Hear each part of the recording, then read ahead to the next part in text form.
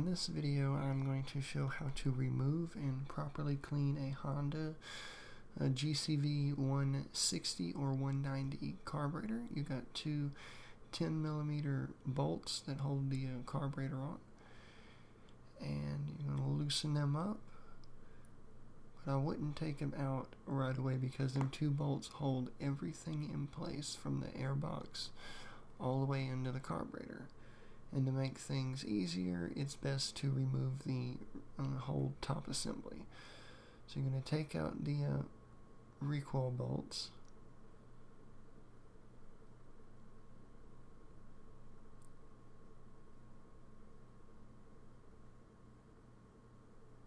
And then just loosen the bolts and they will slide out. Now, some of these air boxes have spacers inside where the bolt goes through, or they're made onto the bolt. In this case, the spacer inserts for the airbox are made onto the bolt. So be aware of that. And there's one long carburetor bolt, and then the other carburetor bolt, and then the whole thing will just basically fall right off because there's nothing holding it on. And a lot of people don't like working on these Hondas, but they're really easy and really simple to work on. And you also have your Evap hose on the back, or crankcase breather, whatever you want to call it. It's part of the Evap system, and it just pulls right off. Now, this particular Honda motor is on a pressure washer, and it didn't have any of the spacers and all that some have. Some have a plastic insulator block in the back, and some don't. So just be aware of how it goes together when it comes off. And them little clamps that Honda uses are awful, and I always go back with regular clamps for the gas line. So if you tear up the clamps, just put regular ones back on it. And when you go to take the gas line off, chances are you will tear it slightly, so you just have to cut it off, and there is enough play in the line to where you can get it back on when you put the carburetor back on. And you see here, this line was stuck on there because that's what old gas does, is it'll cause the line to stick on there. And I just finally had to just tear it off with a pair of pliers, as you can see here. And then the whole line just comes off. And to get the linkages out, you just twist the carburetor until the linkages pop out. It's a standard Z-bend on both of them. And just be aware of placement as you remove it. Take pictures if necessary before you remove everything. And there's our carburetor. Now on to cleaning it. So to clean one of these Honda carburetors is quite simple, and you just need a 10mm socket or wrench, and you take the ball nut loose. Now these can be quite stubborn at times, as you see this one here.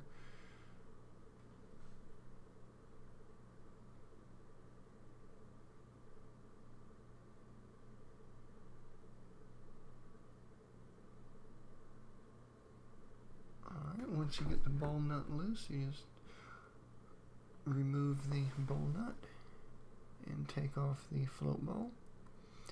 And now you have your float, needle,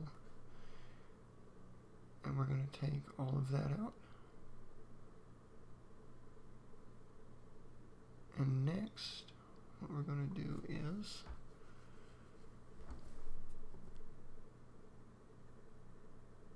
we're going to remove the center jet using a very thin screwdriver. You can see down in there, it is brass, so be very careful.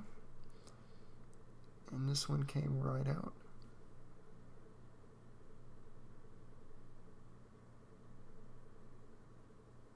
And once you turn on it for what feels like forever, you just kind of tap it and turn, tap it and turn, and eventually it will come loose.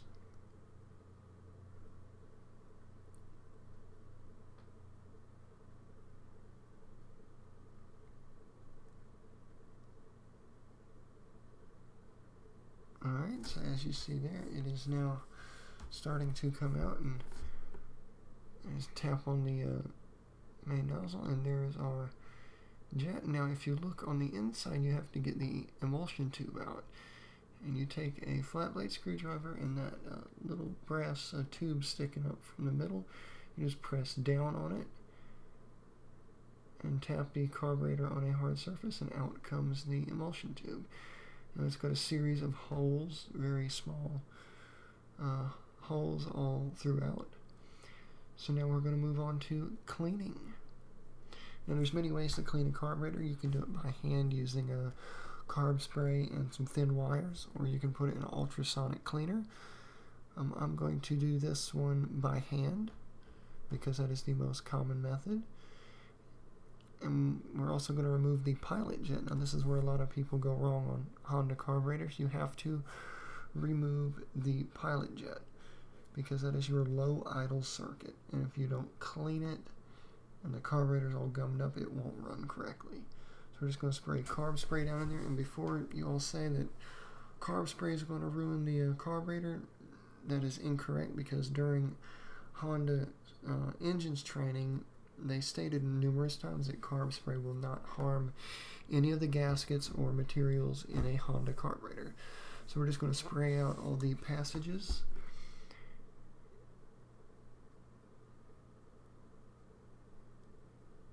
I'm going to spray out this passage, and as you can see, it is clear, and spray out the other passage, and it too is clear.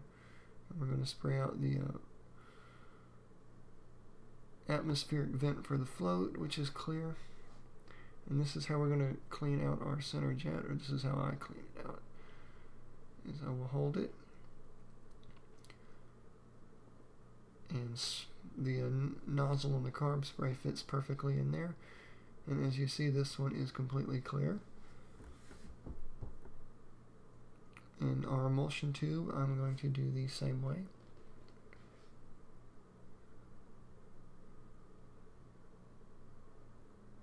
And the nozzle fits perfectly, and as you see, it is completely clear.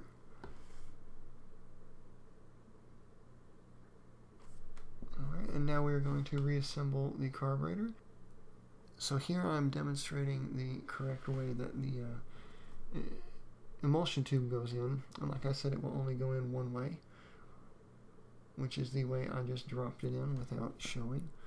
So we're going to take our main jet and put it in there. As you see, the emulsion tube is sticking through the carburetor body, so we know it's in correctly. We're going to put our main jet in and tighten it down, and you got to be careful when you tighten it because it's brass on aluminum and it will strip out. And one thing about Honda carburetors is, what I was told during training is, if you have to clean it more than twice, replace it. They are very cost effective to just replace. We're going to put our float bowl gasket back on, and we're going to put our needle and our float assembly on, which it can be tricky at sometimes. And this cleaning procedure goes for all Honda single cylinder carburetors, whether it be a GCV 160 or a GCV 190 or GX. We're going to put the float bowl back on, tighten it up, and reinstall it, which there'll be a separate video on how to reinstall it. And I hope you all enjoyed this video, and please leave a comment and video suggestions below. And as I get free time, I will continue to make videos. So as always, I'll see you all in the next one. Bye for now.